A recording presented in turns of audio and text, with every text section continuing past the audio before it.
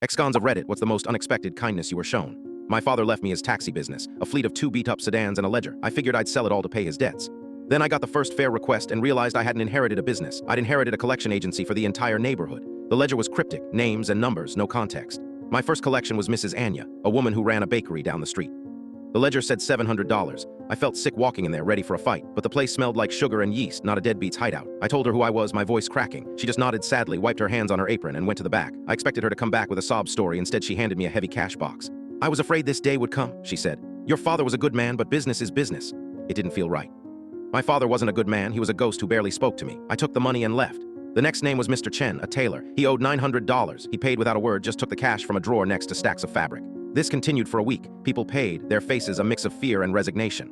I was collecting thousands, but the business itself was still deep in debt to suppliers. I decided to sell the cars to a mechanic my dad used to know, hoping to get a few thousand to appease the creditors. The mechanic, a guy named Sal, took one look at me and laughed. You're not him, he said. I asked him what the cars were worth. To you, nothing. To this neighborhood, everything.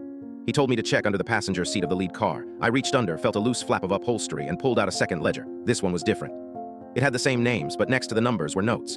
Mrs. Anya, $700, new oven for bakery, pay back in bread when possible. Mr. Chen, $900, daughter's tuition, pay back in suits for the boys at St. Jude's.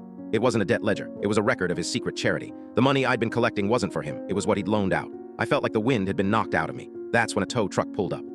A man in a cheap suit got out, a creditor for my father's actual business debts.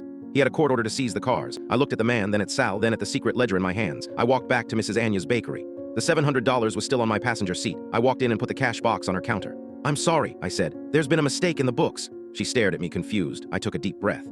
My father's records show your debt is to be paid in bread. 1 loaf a week for the church soup kitchen. Her eyes filled with tears. She didn't say thank you, she just hugged me. I did the same for Mr. Chen and all the others. I gave every dollar back. The creditor took the cars. I was left with nothing but 2 ledgers and a mountain of my father's debt.